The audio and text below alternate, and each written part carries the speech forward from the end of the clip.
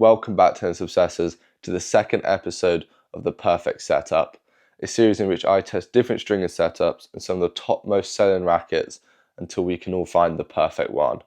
Now in this series we have the Pure Aero 98, the Tfight 305s, the Blade V9 16x19 and the Gravity Tour 98. Now after you've watched this video, check out the first episode. You don't want to miss what strings I've used in that one, and we'll get straight into episode 2. Starting with the Pure Aero 98, strung this time with the Qualia torque squared in the mains at £52 and the ghost wire in the crosses at £50. I will add that I have switched out the crosses between the ghost wire and the Qualia Glide 125 because they are both a soft cross, which I felt was needed in the Aero because it is a stiff racket. I will say that I got more snapback with the glides than I did with the ghost wire, and they seem to last longer, so it was a no-brainer to switch. The reason I mentioned that I used the ghost wire is because that's the string you see in the video, but I have now played tournaments with the glides instead. Going on to the ground strokes, I found they had a lot of spin, which gave me more depth on my shots as I felt confident that the ball was going to drop in, so I could go for more margin. Not only was there great spin, the racket seemed to gain quite a lot of power as well, without losing any of the feel. All in all, getting the best that the racket can offer. Because of the feel that the strings gave me, it meant the loss of some control didn't matter so much. Volleying was more difficult with this setup than the last, but it was still solid. Along with the power of the ground strokes, my serves had great power and consistency as well, whilst making kick serves easier to hit because of the bite that the strings got on the ball. All in all, I think this is the best setup to have in the Aero, as it has the great mix of power, spin and feel. Yes, you do lose some control, but not enough that is an issue. But when I say this is the best setup, it doesn't mean necessarily for everyone, but for me it is. You just have to decide if they will fit your game.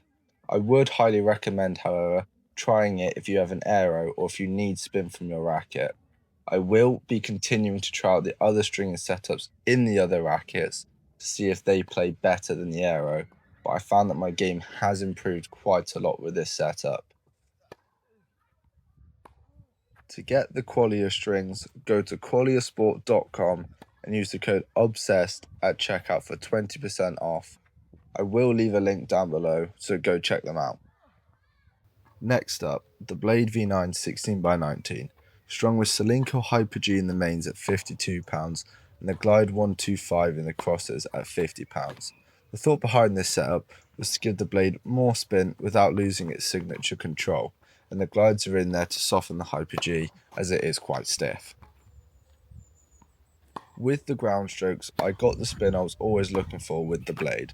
The ball had great bite on the strings and it was still easy to hit flat alongside heavy topspin. The blade didn't lose its great direction or control, but still didn't have a lot of power even with added 4 grams of lead at 3 at 9 on the hoop. But it was still better than usual because of the greater plough through.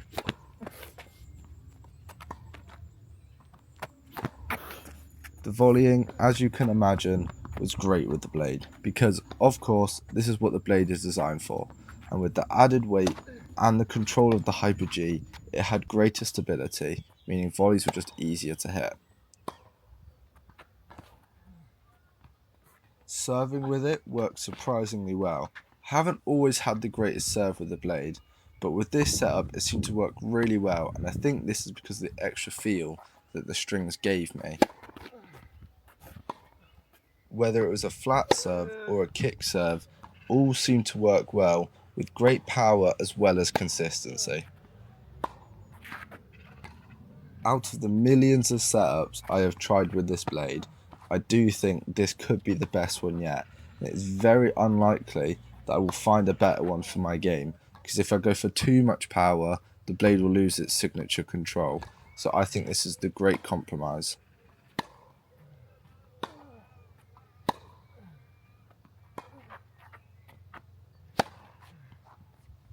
Right, now with the Gravity Tour, I decided to not go with a hybrid setup and just went with a full bed of Lynx Tour with the mains being strung at £51 and the crosses at £49, I decided that for me the gravity just needed a bit of control to reduce the wildness of it.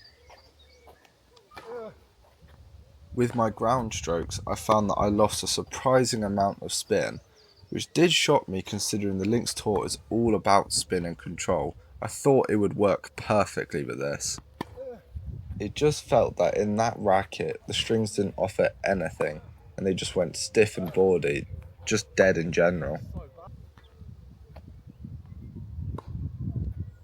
It did give the racket decent volleys because of the stiffness, but I couldn't direct them just purely because of the lack of feel, and they just weren't as good as the setup I had in the last episode.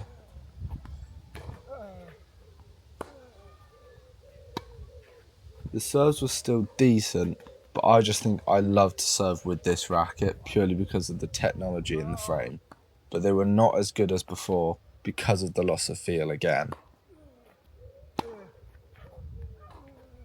I do apologise for the lack of footage, but I just couldn't wait to cut these strings out the racket and try a new setup which will be featured in episode 3, so stay tuned for that.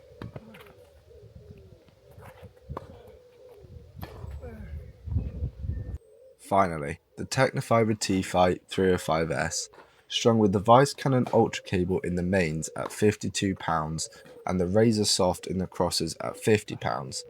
I went with this setup as I felt the Tecnifibre just needed an edge string in the mains, but the Vice Cannon is one of the softer edge strings, so I was hoping I would be able to hit with it for longer, as this racket has always seemed to be painful on my elbow because it can flare up easy with rackets as stiff as this one.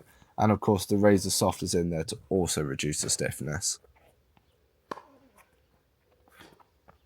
On to the ground strokes. I felt I had decent bite into the ball, but needed an exaggerated topspin stroke to get the best out of the setup. Hitting flat did prove difficult as the unpredictability of the edge string was noticed quite early on. The setup was soft though, meaning I didn't feel any issues on the arm, which I have done multiple times with this racket, but because the setup was so soft, I felt there was just too much power, especially with this racket having a lot of power itself.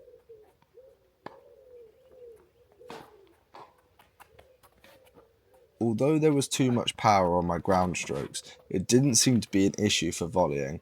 I think this is mainly due to the Tecnifibre stiff frame allowing it to absorb the pace and punch the volley back. And also the strings having good bite on the ball just meant I had great feel at the net as well. So all in all, it was pretty good. When it came to serving, I found there was a lot more pop on it, but sometimes it was too powerful again, which I never thought would be an issue. But for my flat serve, it just meant some were pushing long when I just felt I was hitting them right. But hitting with any sort of kick or slice didn't prove an issue, especially with the bite on the ball. I would just like to add that slicing and drop shot worked really well with this setup as well.